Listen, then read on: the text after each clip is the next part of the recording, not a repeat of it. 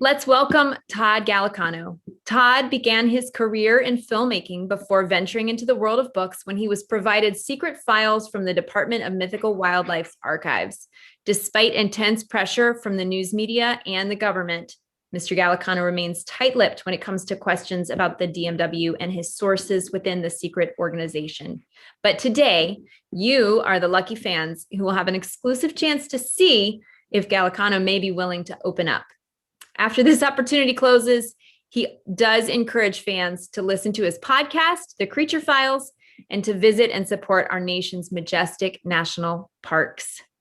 Welcome, Todd. We are excited to hear from you today. Great. Thank you so much for having me, and thanks to everybody that's here and logged on. I'm excited. This is a pretty exciting week. She said this is the third installment of the Sam Lennon Adventure series, not the final one. It's an ongoing series. So this will be the third installment is actually the end of a character arc, which we'll talk about today for Sam. So those of you who have been on the adventure with Sam, it started from Guardians. You know, he's been kind of dealing with a particular aspect of his character that gets resolved in a sense in the third book. So, cool. Yeah.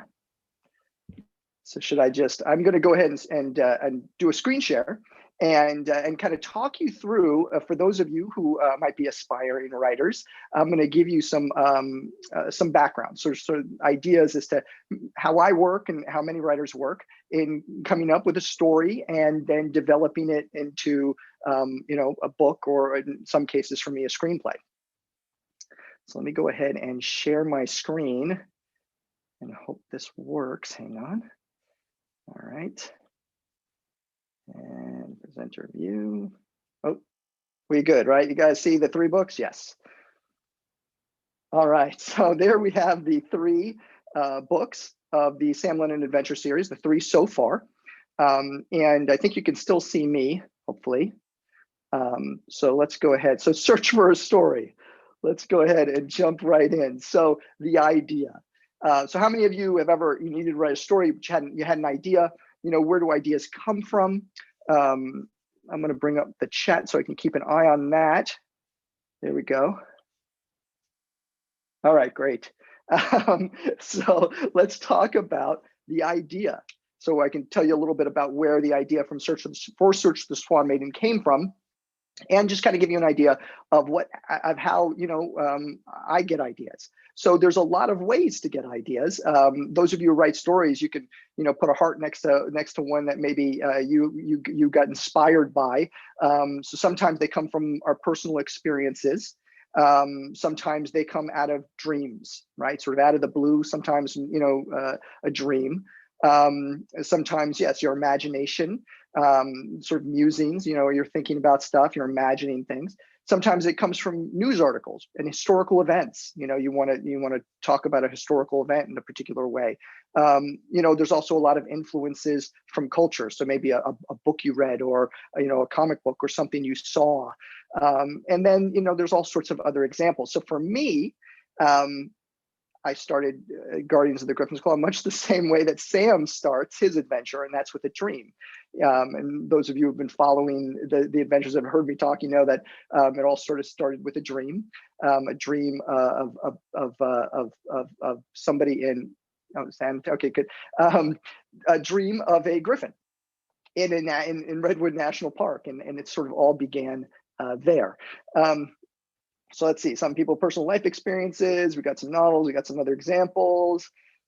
All right, cool. So let me go ahead and see if I can. Okay, so now let's talk a little bit about the Swan Maiden.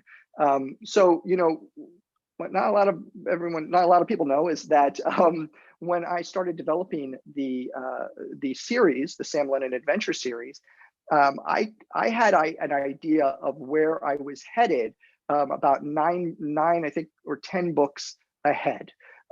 So, I sort of had it all sort of mapped out.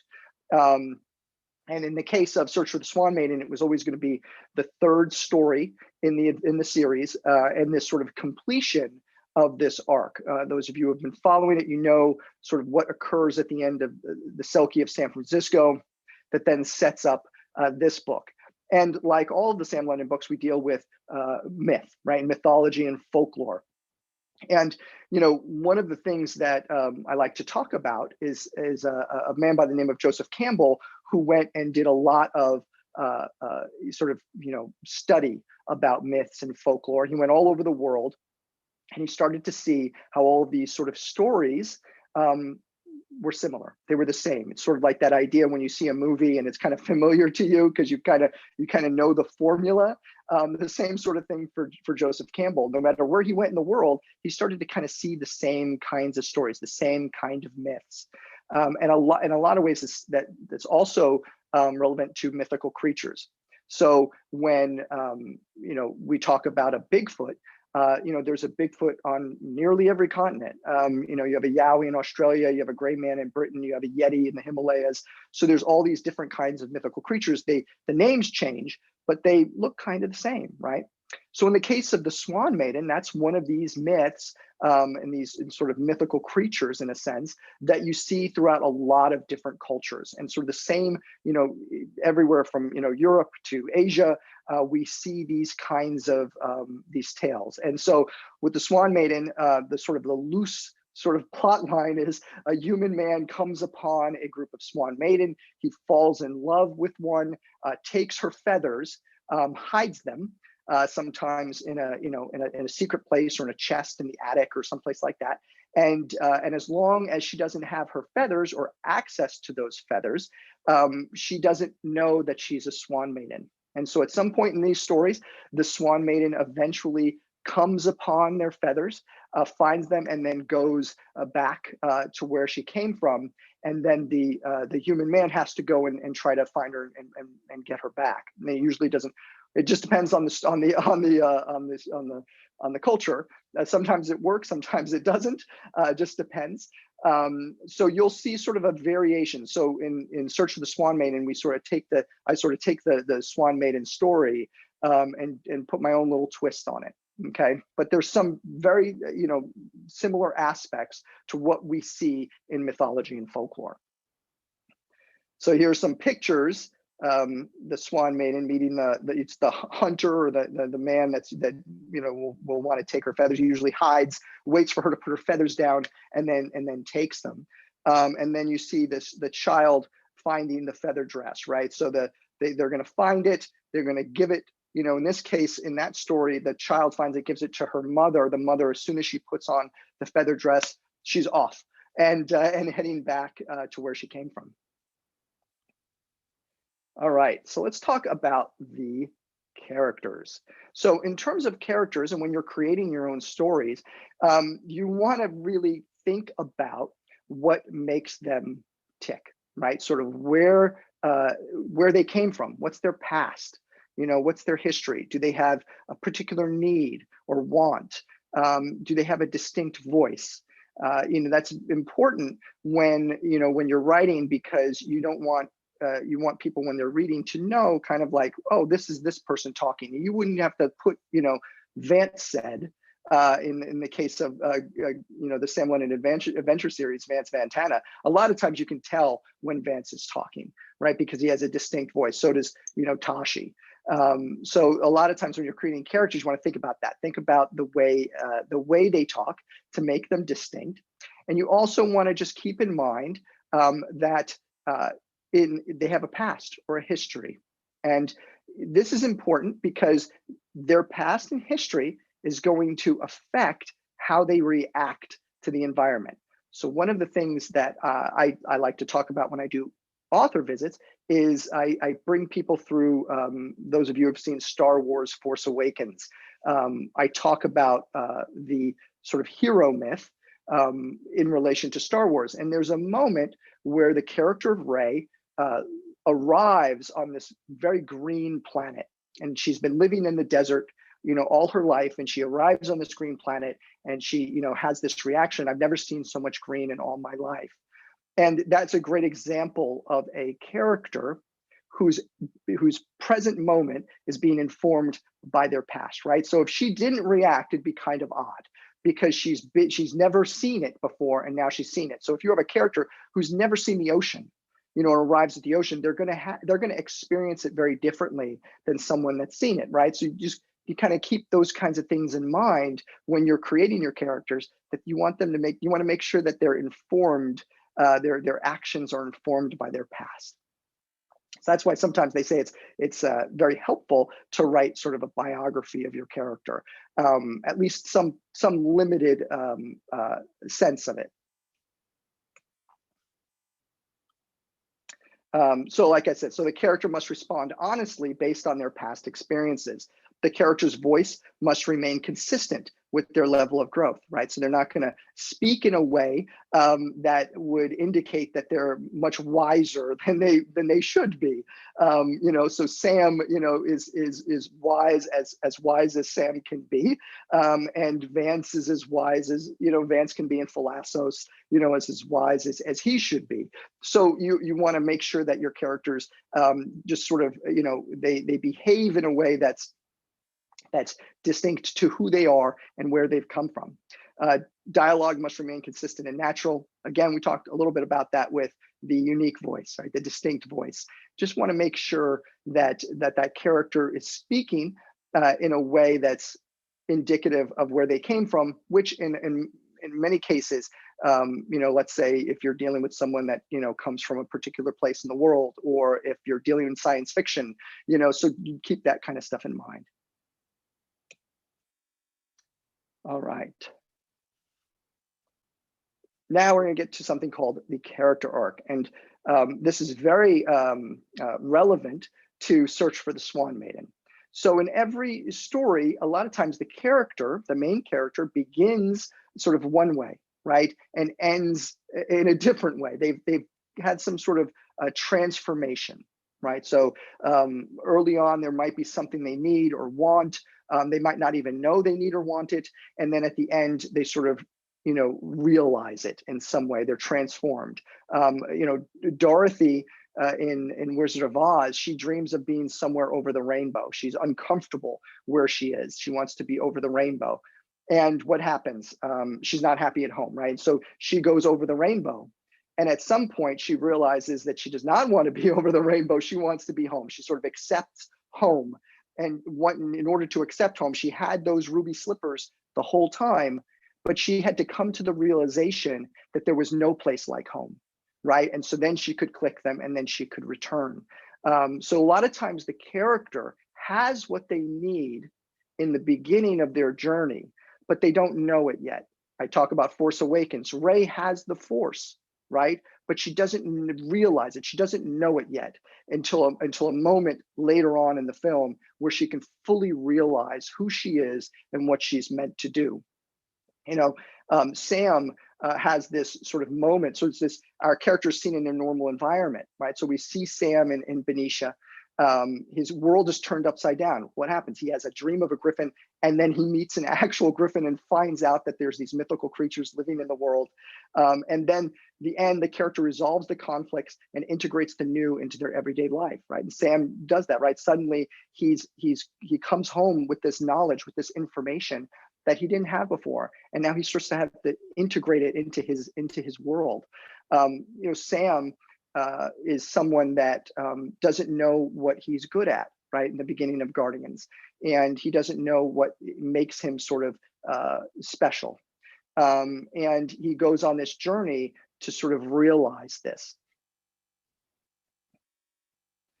So let's talk about those of you who have read Guardians might be able to answer this. So which character in the Sam London Adventure series said, "It's not who you are that makes you special, it's what you do"? Does anybody know? Go ahead and put a heart next to the character that said, "It's not who you are that makes you special, it's what you do." And this is particularly important for Sam. This is something that's going to inform his journey, right? So anybody have any guesses? Who in the Sam London Adventure series says it's not who you are that makes you special? I see somebody said C, Chase. Anybody else? Piper says Someone she says, I doesn't don't know, know. but she feels like a guy with the name Chris Chris Canis Canis would say would that. say that. Do we have another Chase? Well, the answer is B, Chris Canis. So Chris Canis is a character in Guardians who has his own journey in a way. And he is the one that tells Sam, because Sam is this kid that's sort of wondering, what his, where he fits in the world. It's not who you are that makes you special, Sam. It's what you do. Okay. And that sort of sets up Sam's overriding arc over the course of these 3 books. And it comes to a sort of a culmination in the 3rd book, In Search for the Swan Maiden. Sam has this realization of what Chris Canis said, how it applies to him in his life. And it's pretty world changing for him. And it changes everything for his story and his journey and those around him. I think, and for the future, for Sam's future as well. Okay, let's go ahead. So the settings. Now, once you have an idea and you have characters, you need to figure out a setting. Now, for me, my setting was sort of dictated by the idea, right? So the idea was this dream I had, and it took place in Redwood National Park. And then the idea came from, what if these creatures are in national parks? And I love national parks, and I've been to several of them. And so there's a lot of them. Let's go ahead and put a little heart next to a national park that you visited on that map if you can. Let's see, we got Big Bend. Oh, Great Smoky Mountains. Let's see here. Some good ones. Hold on. Oh, Acadia. Oh, nice. So either annotate it or you can draw. Oh, Everglades. Oh, is that Dry Tortugas? Someone's been at Dry Tortugas? No, Everglades. Everglades. Okay, Everglades. Yellowstone. Okay. Some great ones here. Biscayne. Nice. Couple Yellowstone. Ooh, let's see. I think that's Zion. You can make a heart or circle it or just drop it in the chat. Next spring, we're going to Grand Canyon. Okay, great. Rocky Mountain National Park.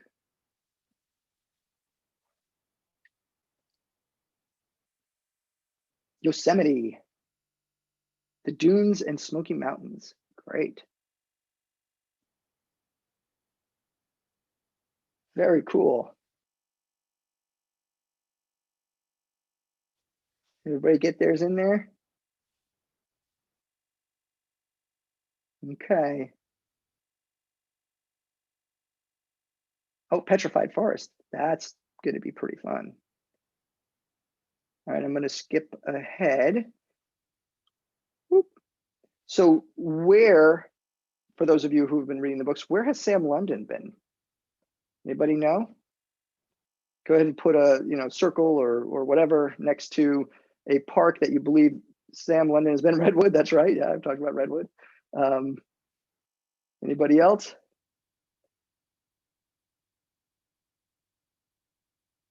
There's a big one. Where does he see Thalassos? Anybody know? Write it in the chat or you can annotate.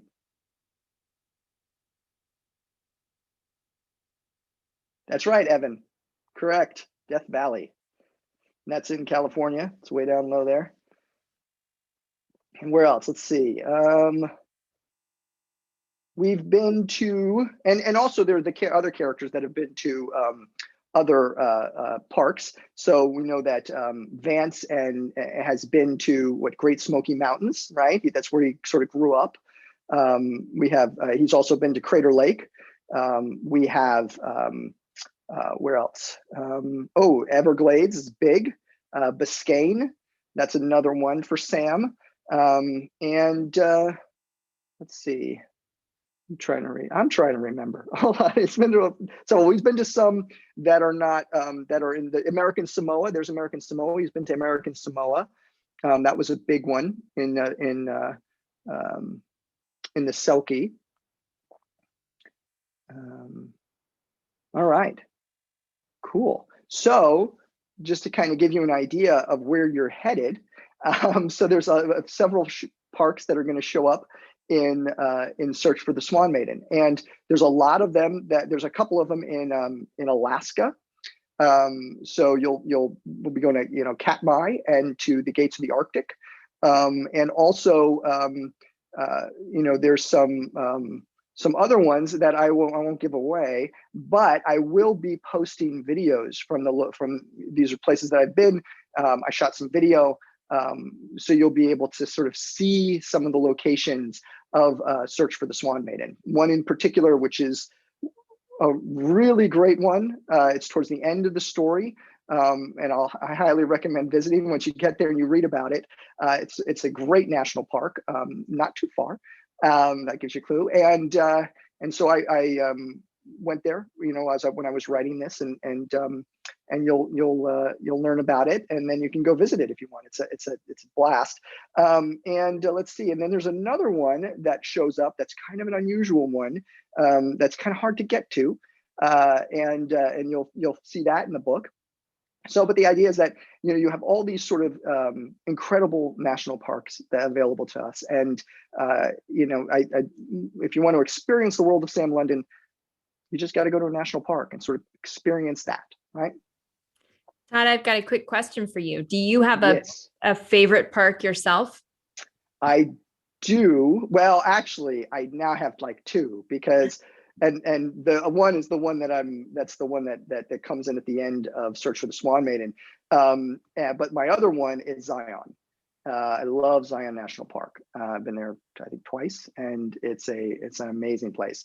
Very cool national park.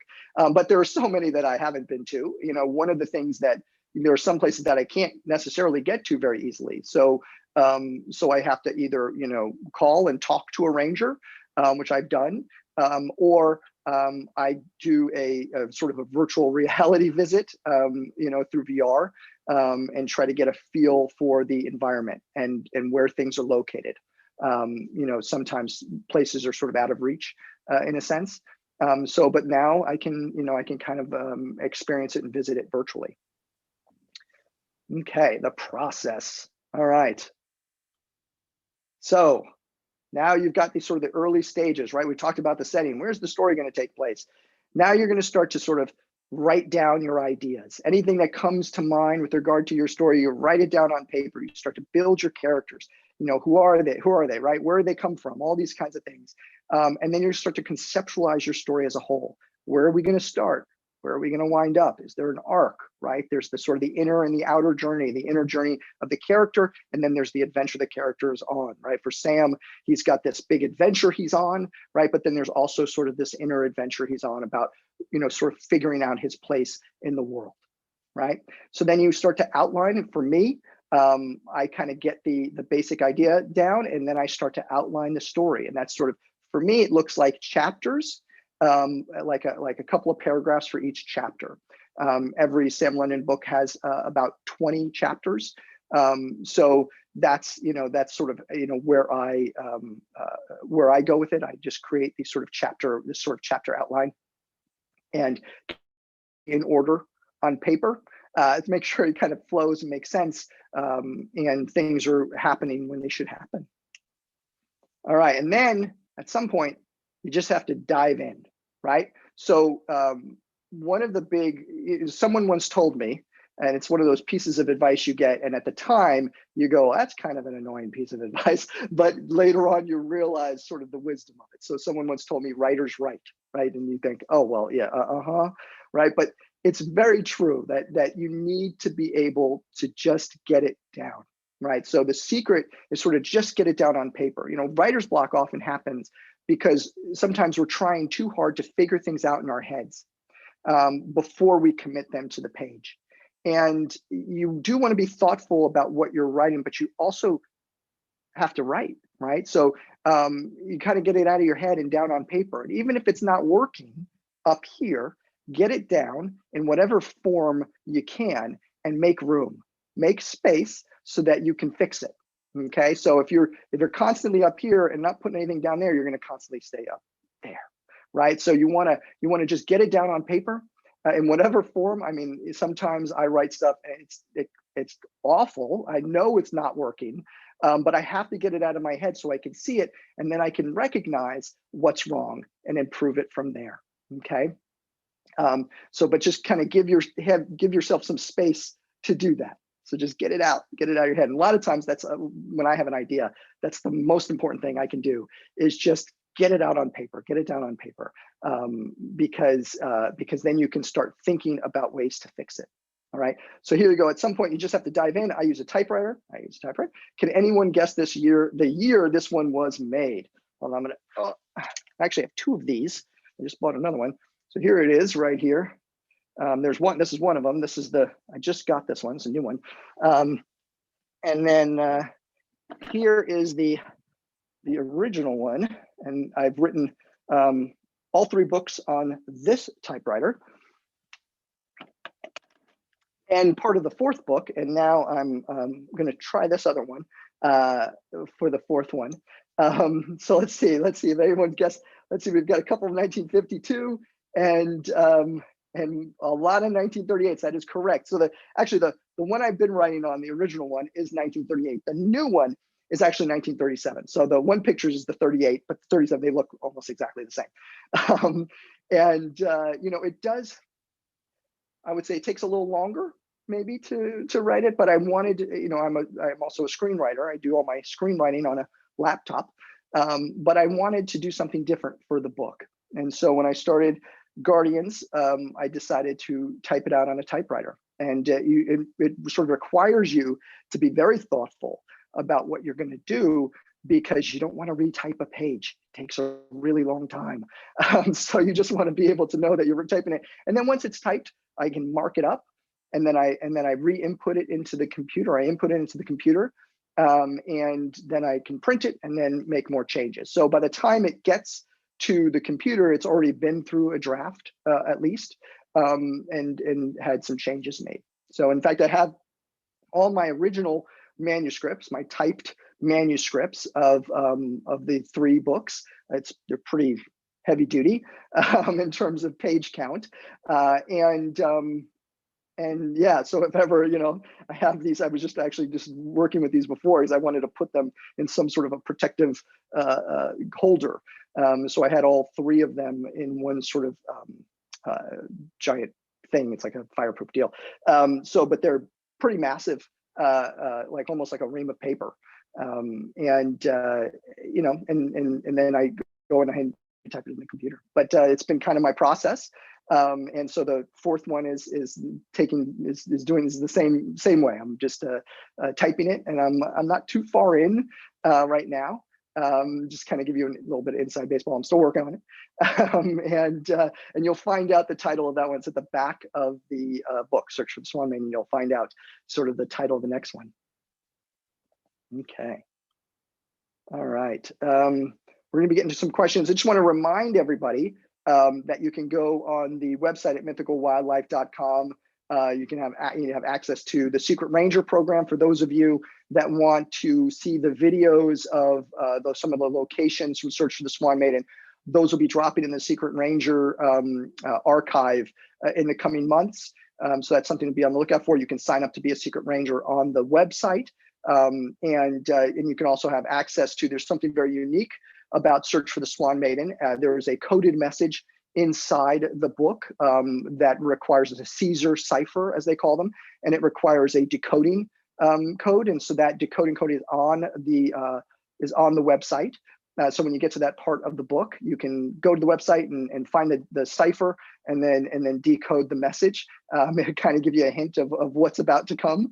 And there's also, of course, the trailers and other content. And then we've also got the creature files. So that's the podcast, the creature files. And that's where I talk to people that have believed they've seen a mythical creature or are investigators researching these mythical creatures, and also academics, so people that study these mythical creatures. So the most recent one we just did was for the Mothman of Point Pleasant. Those of you familiar with the Mothman of Point Pleasant, if not, you can go and listen to that episode of the Creature Files. And the one before that was the Skunk Ape. Now, in the case of the Skunk Ape, that's a creature that appears in the Sam Lennon Adventure series in Selkie of San Francisco. The Skunk Ape shows up in a pretty big way. So that's one to check out as well. And we've kind of covered a lot of different creatures. So it's pretty fun. And that's available on YouTube. You can subscribe to our channel there, go to the website, and you can find all those links and all that kind of stuff. All right. Now, how many of you, I can show, how many of you have seen the trailer for Search for the Swan Maiden? A lot? Show me in the chat. How many of you, there are a lot of people that have not? I think you should, if you can show it, I think you should show it. I think people would be excited to see it. Let's see. Let's make sure that you can hear it. That would be the question. Hold on. I'm going to start playing. If you can't hear it, let me know.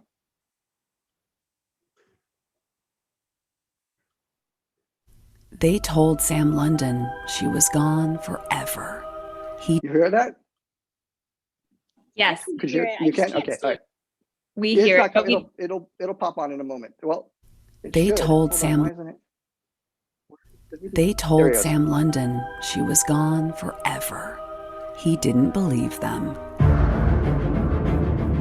Together with Tashi and Dr. Vance Vantana, Sam embarks on an impossible mission to the furthest reaches of the globe, determined to put his life back together.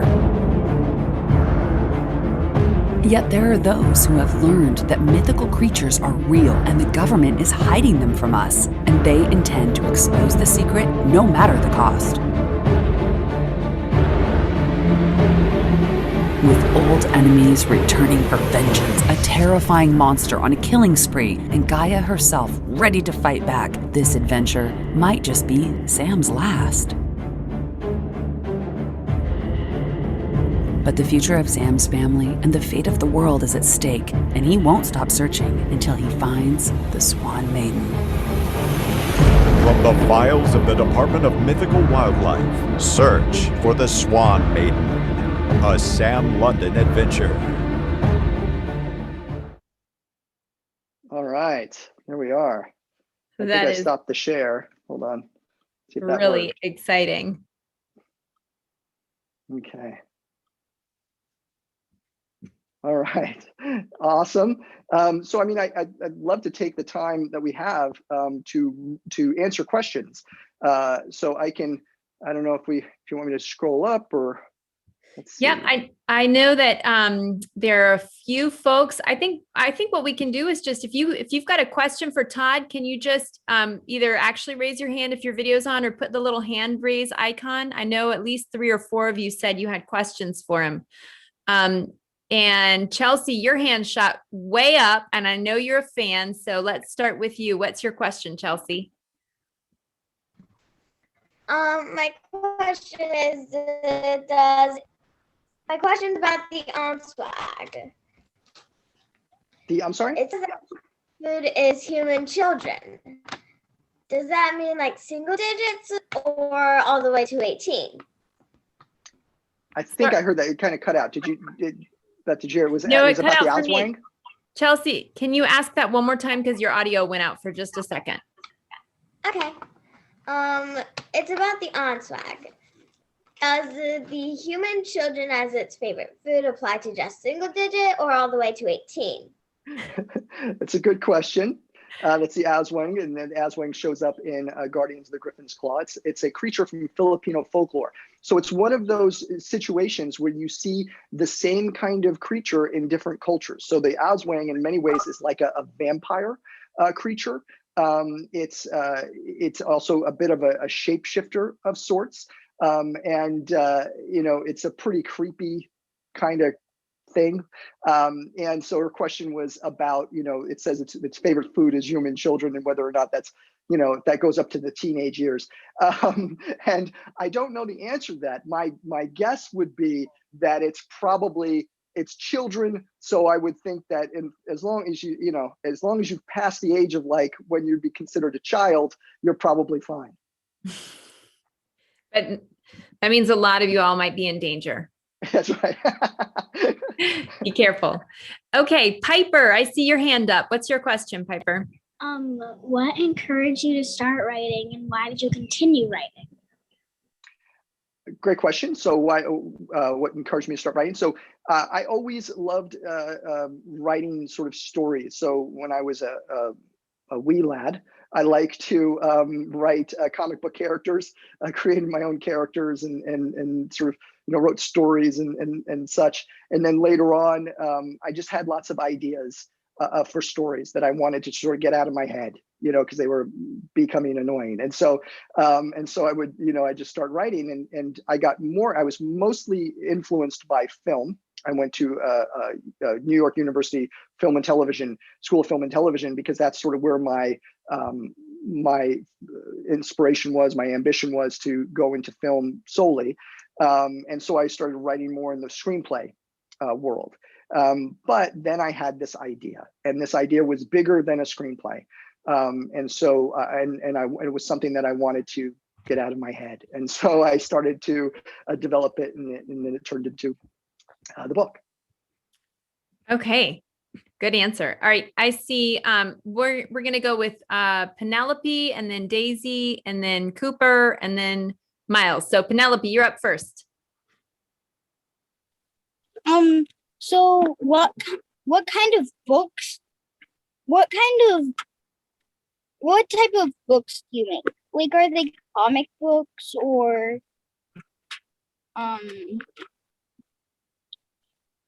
fiction, or like graphic novels?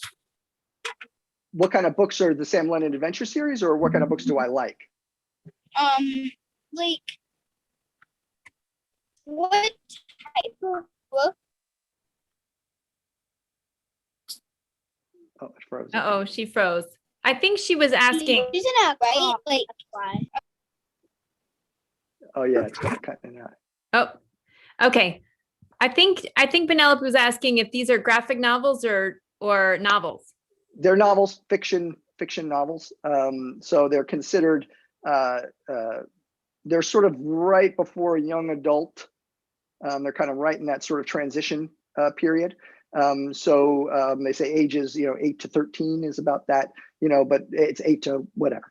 And so it's in that vein. But the idea of a graphic novel can come from this at some point. Yeah, I think these would make great graphic novels. Okay, Sarah, what's your question? Sorry, I keep changing my name. Sorry, my cousin uses this computer too. That's okay. Is Sarah your actual name? Yes. Okay. All right, Sarah.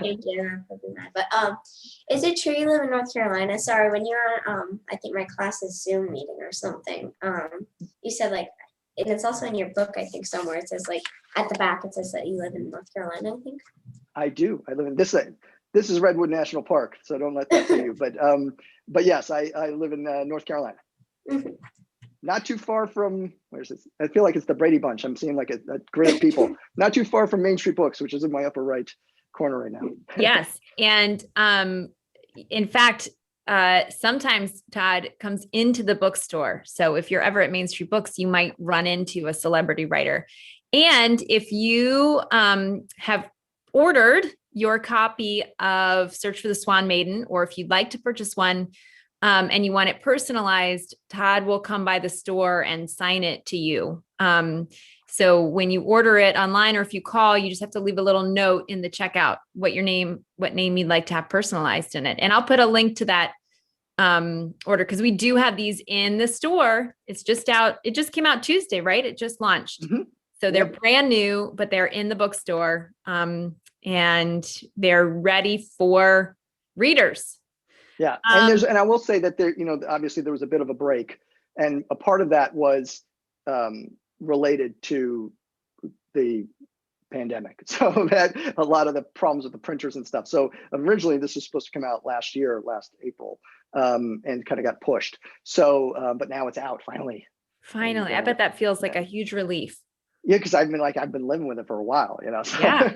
Yeah. And you probably did that first draft on your typewriter a really long That's time right. ago. Okay, Miles, I can't remember if Miles was next or Cooper was next. I think Cooper was next. Cooper, what's your question? Do you have a dog? Do I have a dog? Interesting question. I do not. I have cats. But I like dogs. Yeah. That's a different question. Cooper, that's a question that has never been asked at an author event that I've been to before. Well done. I like dogs too. Okay, Miles, did you want to ask yours out loud? I can, and the question was, I don't know if you said this already, but if not, what got you interested in national parks? I would just say that visiting national parks kind of got me interested in national parks, and the dream I had was very specific. This idea and how the park rangers fit in, and the idea of the Department of Mythical Wildlife being part of the Department of the Interior, which oversees our national parks. And they're places that anybody can go and visit. So, to experience like the world of Harry Potter, you got to go to like Universal Studios and experience the world of Harry Potter. But to experience the world of Sam London, you just have to go to the national park. That's his domain, right? That's his world. And so it was more accessible. And I just wanted to take advantage of all these amazing places that are so unique.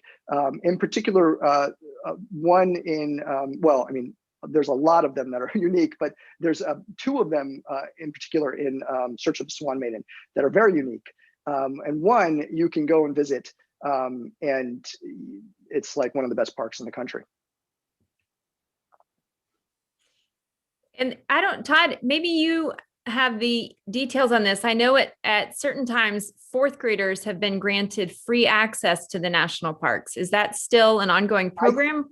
I think that is. And then they have those programs. They have the Junior Ranger program where you can, you sign up and then there's activities and things that you do once you get to the park.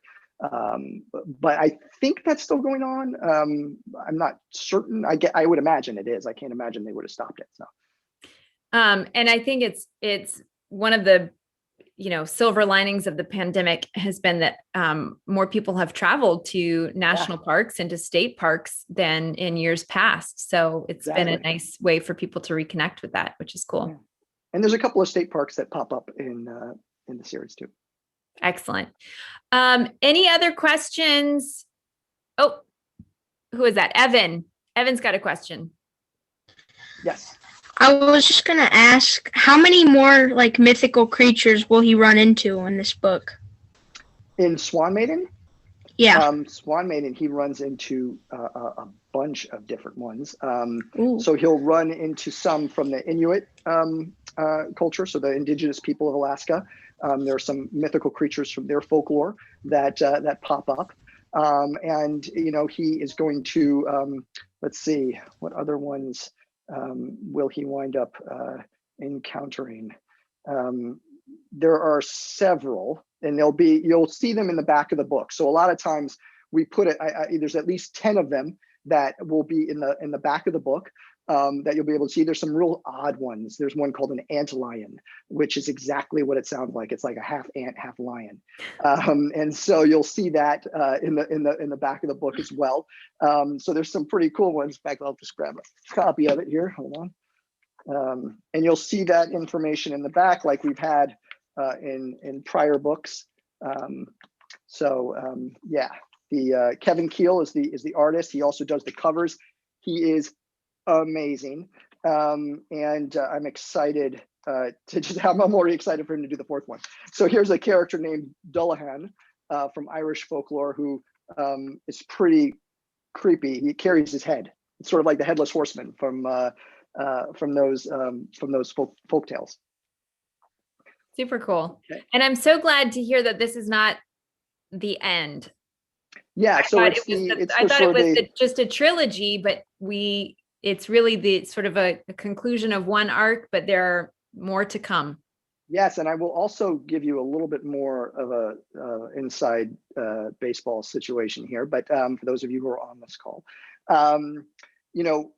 just like sort of Star Wars had the three Star Wars, New Hope, Empire Strikes Back, Return of the Jedi, was kind of an arc for Luke, right? So Luke, has an arc in each film in a sense, but then he has an overarching arc that sort of ends with Return of the Jedi. And the same sort of thing for Sam. So Sam's had an arc in each of the books in a sense, but now he's got sort of the completion of his full arc. Now, every 3 books will sort of focus in a way on one character and their arc over those 3 books. So we've already done Sam. Anybody want to take a gander as to who the next person's going to be?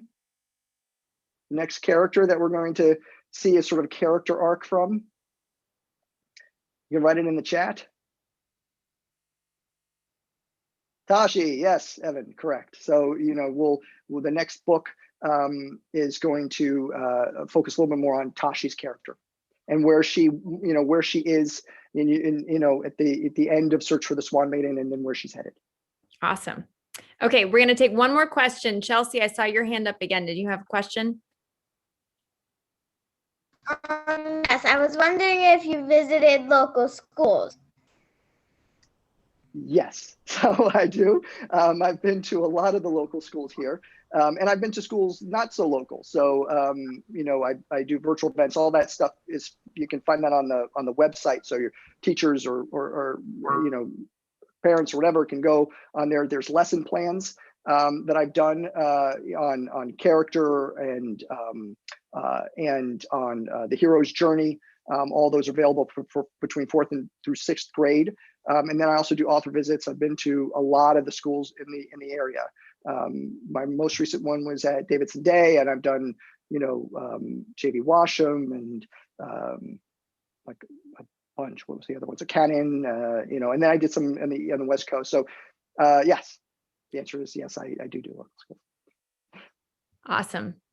All right, guys. And just to remind you, I know some of you have already put in your order for the Search for the Swan Maiden, but that is available. You can find it on our website, and Todd will be coming by the store to sign those books for you. We also have copies of the earlier 2 books in this series. And Todd, before you go, I have one more question for you, which is, of the 9, do you have a favorite Star Wars film? Empire Strikes Back. That's the correct answer to that question. There is no alternative answer. There's no other option. That's it. Awesome. All right. Well, thank you so much for joining us and being a part of the first annual MidKid LitFest. We're so excited to read Search for the Swan Maiden and all of the future Tashi adventures to come. That secret's safe with us. And if you love it, leave a review on Goodreads. If you don't love it, don't leave a review. Yeah, don't leave a review. And if everybody wants to just give a quick unmute, you can unmute and say thank you or type it in. Miles says it's Attack of the Clones. Miles, we'll have to discuss that later. It's some poor judgment. But feel free to unmute, say thank you.